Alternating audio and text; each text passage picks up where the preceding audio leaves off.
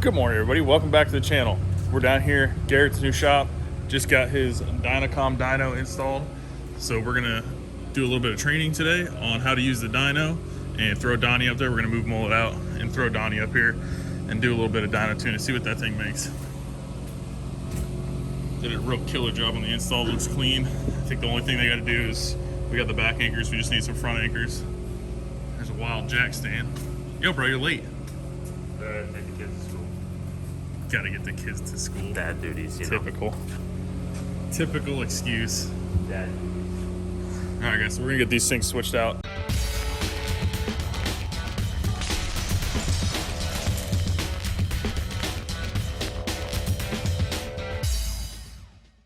Alright guys, getting Donnie strapped down on the dyno.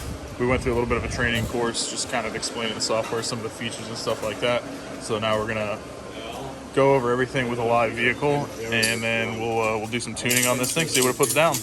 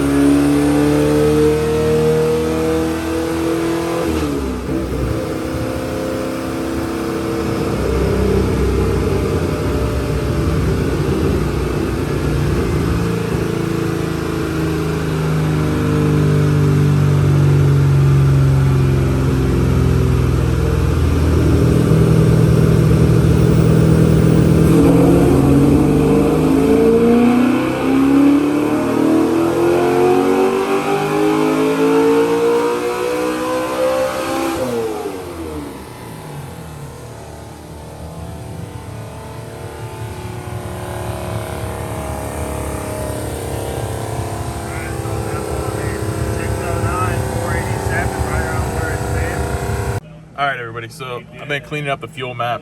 It's got a weird anomaly going on between the widebands. So on this car we've got dual widebands, and you can see on one bank right here, one bank goes lean, the other one goes rich. So what happened was I was trying to add a little bit of fuel to kind of compensate, but that just made this bank go lean right here and this one go rich, so they kind of just separate. So I'm going to make it a little smoother, try not to add too much fuel, but we got to figure out why that's going lean. Only between 5100 and 5400 this side goes lean, and if I add fuel this side gets super rich. So we got something odd going on there.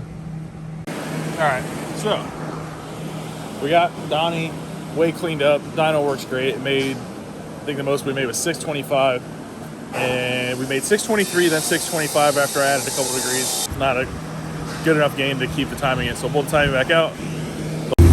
Alright, so tune's pretty much there. We are going to do the next step on the dyno training, which is going to be the Eddy brake training. So we're simulating 15% load across the whole run. So what's going to happen is the Eddy brake on the side of the dyno is going to simulate 15% more load than just having to spin the roller by itself.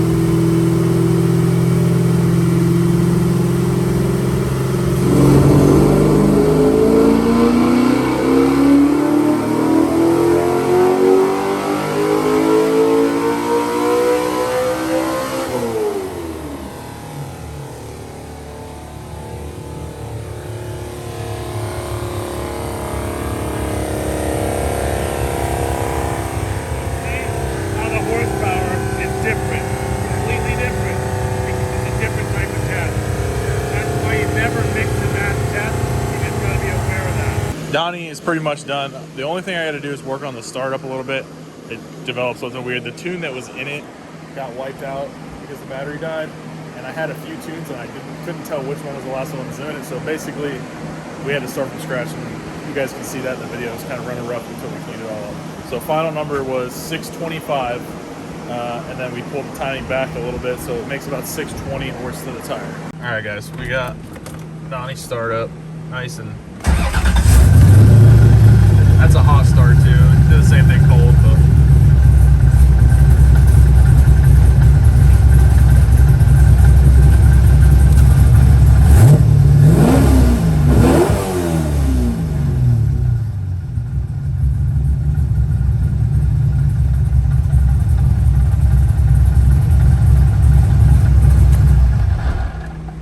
Ended up having to take off, but Donny turned out good. Start off, all the stuff's good. Did one more pull off camera, made 620, so I just backed the number up and made sure everything was good before I took off, but everything turned out really good with that. So we'll do Rocket probably here in the future. They didn't have a wideband sniffer either, so once they get all that stuff, then we can kind of dial in some of the other cars. So I came by on the way home and stopped by TJ's to check out the car because he had been doing some stuff, and he got the diagonal bars put in. Everything is pretty much fully welded up top, and then he just went ahead and added some bracing in the back. So probably tomorrow I gotta talk to him just to make sure, because he's got some stuff he's got to get done here. I don't want to be in his way. But tomorrow we're gonna pick up the motor from John over at Muscle Machining, and then I may come here and get the body up and change all the body mounts so that he can weld the rest of the top stuff that he needs to get to and some of the bottom stuff that he can't get to where it's sitting right now. I got all the turbo piping ordered up from Race Part Solutions, so that'll all be here this week. And then I got something special coming. Hopefully it turns out how I think, because I designed it myself, so hopefully it turns out good, and we'll see. Now I got a place to mount it, but it'll be pretty cool. I'm kind of excited about it. All right, guys, swing by to check out the motor and kind of see where they're at with it.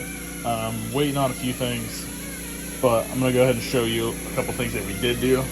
So we did a LME front cover, which is somewhere around here. But basically what we do is get rid of all the VVT stuff. You run this custom gear that they have that moves the pin, and then new oil pump.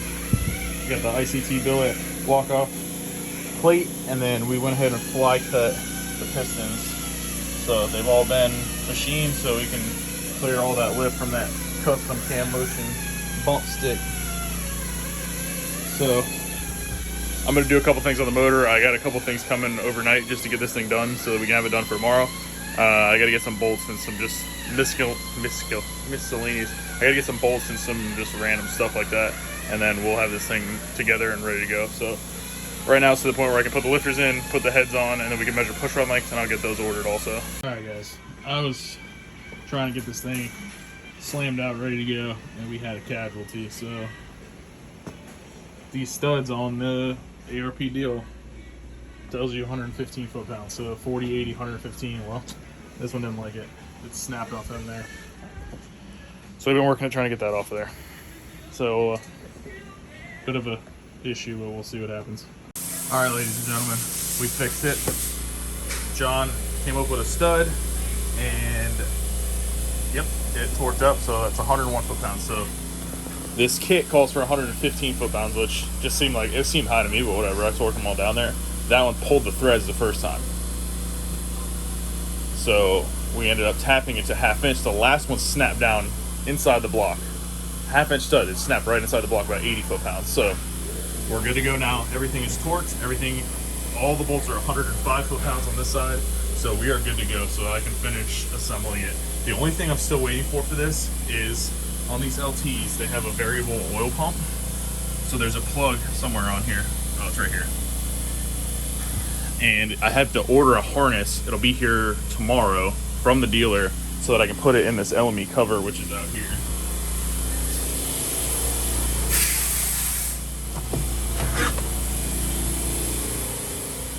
So this deal, I'm also waiting on bolts because I'm going to put factory bolts in Fuji. So cam sensor, and then this is the one for the oil. Now, I'm not going to use it, I just need it to seal the cover. And from what I understand, that these pumps in default, they default to high pressure mode. So I'm gonna put the plug on there. If it's got low oil pressure, maybe I'll prong it, give it 12 volts and see if it picks up. If it doesn't, I'll leave it alone to see. I'm gonna have to play with it probably because I've read both. From what I understand on a few things is that default is high pressure, and then 1 or 2 videos that I actually watched, they said that default was low pressure. So we're gonna see what happens. But I'm gonna button this thing up and she's ready to go. That thing looks badass. Unfortunately, it's only stock bottom end, but it still looks pretty sick. So we got our LME cover on. Everything's ready to go. Only thing I gotta stick on here still is the balancer.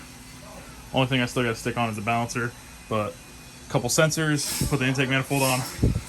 I'm gonna load this thing up. We're gonna head to TJ's and drop this thing in. All right, guys. I got the motor in finally.